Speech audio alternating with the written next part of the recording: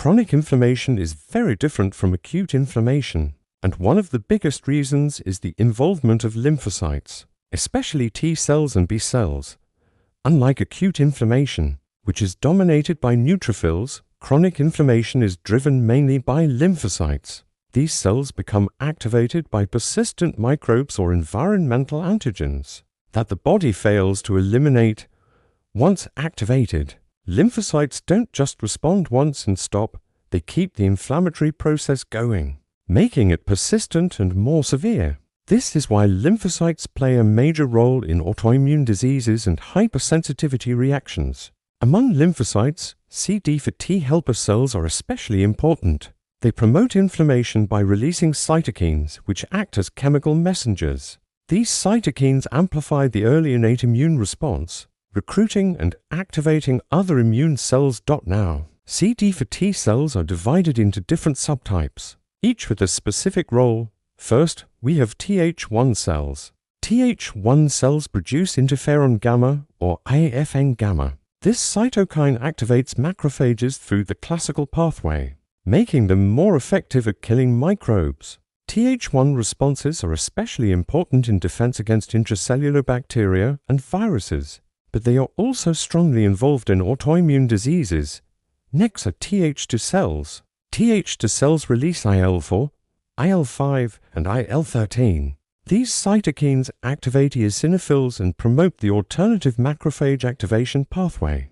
Th2 responses are essential for defense against parasitic infections, but they are also responsible for allergic inflammation, such as asthma and allergic reactions. Finally, we have Th17 cells. Th17 cells produce IL-17, which stimulates the production of chemokines. These chemokines recruit neutrophils to the site of inflammation. Th17 cells are important in defense against extracellular bacteria and fungi, but like Th1 cells, they are also linked to autoimmune inflammatory diseases. So, to summarize this slide, Th1 and Th17 cells mainly defend against bacteria and viruses and contribute to autoimmunity. Th2 cells defend against parasites but drive allergic inflammation.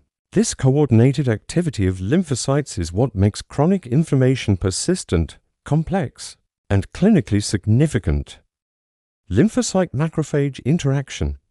Macrophages present antigens and provide co-stimulation to T cells. So what this means is that macrophages don't just eat pathogens and stop there. They process these antigens and present them on their surface to T cells. At the same time, they give co-stimulatory signals which are essential for proper T cell activation. Without this co-stimulation, T cells wouldn't respond effectively. Macrophages produce IL-12 and other cytokines.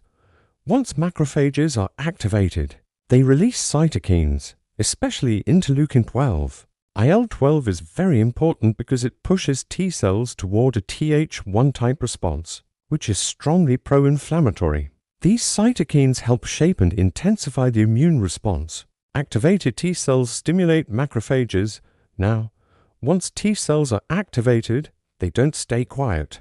They release cytokines, such as interferon gamma, that go back and activate macrophages even more. This makes macrophages stronger and more aggressive in killing and cytokine production. This creates a cycle that sustains chronic inflammation. So basically, macrophages activate T cells, and activated T cells activate macrophages again. This back and forth interaction forms a self-perpetuating cycle, which is one of the key reasons why chronic inflammation persists for long periods. Now let's look at the next part of the slide. Role of B cells. B cells and plasma cells are present in chronic inflammation. In chronic inflammatory conditions, you'll often find B lymphocytes and plasma cells accumulating at the site of inflammation. Plasma cells are simply B cells that have matured to produce antibodies. They produce antibodies against foreign, self, or altered tissue antigens.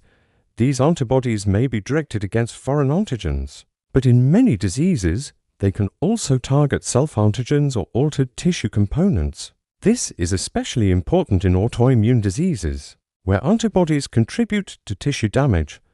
Their exact role is often unclear.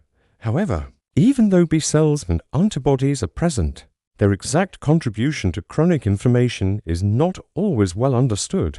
In some conditions they clearly drive disease, while in others they may just be bystanders. So overall, both T-cell macrophage interactions and B-cell responses help explain why chronic inflammation is persistent, complex, and difficult to resolve.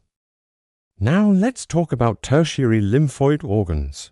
Tertiary lymphoid organs are formed by clustered lymphocytes, antigen-presenting cells, and plasma cells.